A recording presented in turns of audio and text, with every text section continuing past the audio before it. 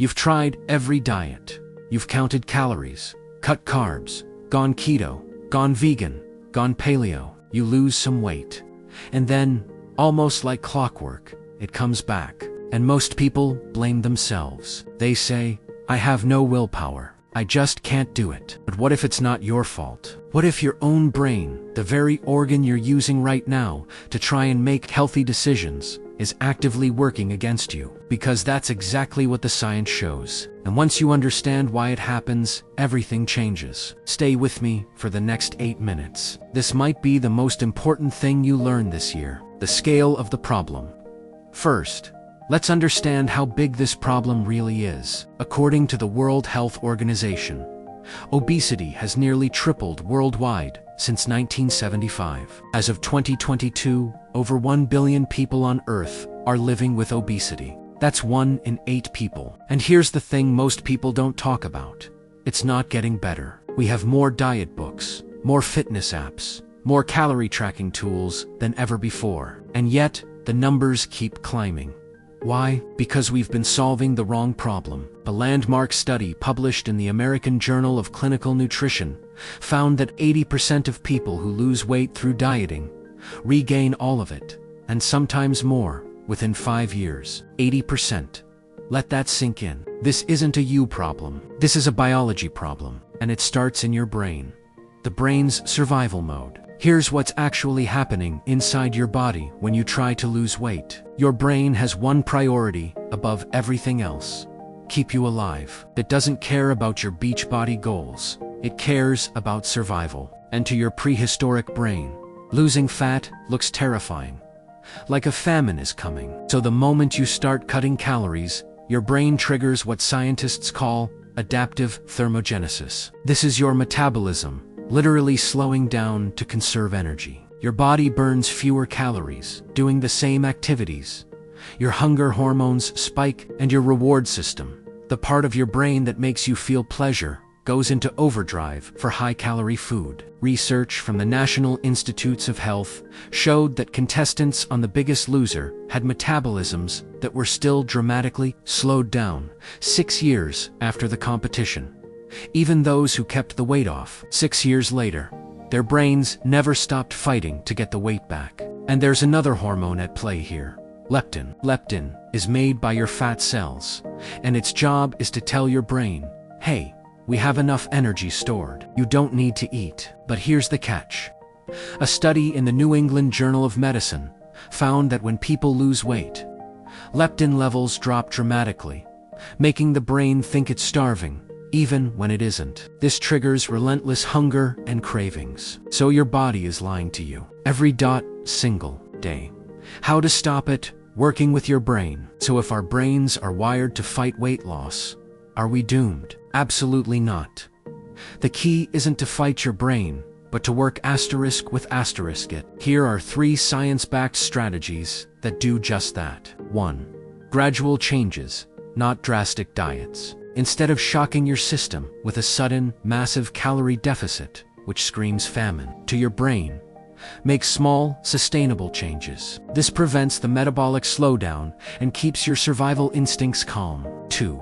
Prioritize protein and strength. Protein keeps you feeling full for longer, directly combating the hunger signals your brain is sending. Combine that with strength training. Building muscle is one of the most effective ways to increase your resting metabolism, fighting back against that adaptive thermogenesis. 3. Master sleep and mindfulness. Lack of sleep throws your hunger hormones out of whack. Aim for 7 to 9 hours a night and practice mindful eating. This trains you to tell the difference between real, physical hunger and the cravings manufactured by your brain's reward system. It's about sending your brain signals of safety and abundance, not scarcity and panic. This shifts the battle from one of willpower versus biology to a partnership with your own body. Stress, cortisol, and belly fat. There's a third saboteur, and this one hits people hardest in modern life. Stress. When you're stressed, your brain releases a hormone called cortisol. Cortisol tells your body to store fat, especially around your belly, because belly fat is closest to your vital organs. and your brain wants that fuel on standby for emergencies. The WHO has identified stress as one of the leading contributors to the global obesity epidemic. Chronic stress raises cortisol chronically, leading to constant fat storage signals, and it gets worse. Cortisol also directly increases cravings for sugary, fatty, high-calorie food. So you're stressed, your body stores more fat, and it makes you crave the exact foods that make it worse. This is why people emotionally eat. It's not weakness, it's cortisol, literally redirecting your brain toward calorie-dense food for survival. A study from UC San Francisco found that chronic stress not only increases eating, but specifically increases consumption of high-fat, high-sugar foods by up to 40%. Your brain on stress is not your friend when it comes to weight loss. The sleep connection. And before you say, okay, I'll just try harder, let me tell you about sleep, because this one surprises almost everyone. The WHO links insufficient sleep to significantly increased risk of obesity. When you sleep less than 7 hours, levels of ghrelin, the hunger hormone, increase by up to 28%, while leptin drops by 18%.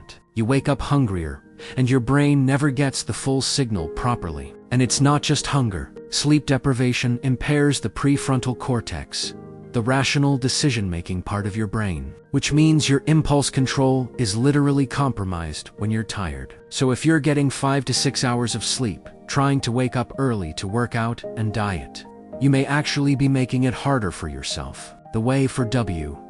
But it's not a losing battle. Simple practices can reverse this cycle. Techniques like mindfulness, meditation, deep breathing exercises, or even a short walk in nature can significantly lower cortisol levels. Taking just 15 minutes a day to consciously distress signals to your brain that the emergency is over. It allows your body to exit survival mode and re-enter a state of balance, making weight management a fair fight again. So what actually works?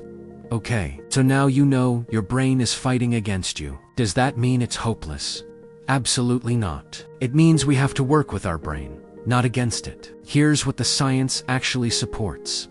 1. Stop drastically cutting calories. Extreme restriction triggers the strongest survival response. Instead, aim for a moderate deficit, around 300 to 500 calories below maintenance. Slow enough that your brain doesn't panic, fast enough to make real progress. To prioritize protein and fiber. Research shows high-protein diets can reduce appetite by up to 60% and boost metabolism because protein directly affects satiety hormones like GLP-1 and PYY3. Manage stress as part of your weight loss plan. Meditation, walking, breathwork. These aren't soft extras. They are cortisol regulators. They are literally changing your hormonal environment. 4. Sleep. 7 to 9 hours, non-negotiable. Sleep is when leptin resets, when growth hormone surges to burn fat, and when your prefrontal cortex recovers. You cannot out-train or out-diet. Poor sleep. 5. Retrain your reward system slowly. Replace ultra-processed foods with whole foods gradually. Your dopamine system adapts over 4 to 6 weeks. Whole foods start tasting better. The cravings quiet down. It takes time, but the neuroscience shows it works. Close. And call to action. Your brain is not broken. It's doing exactly what millions of years of evolution designed it to do.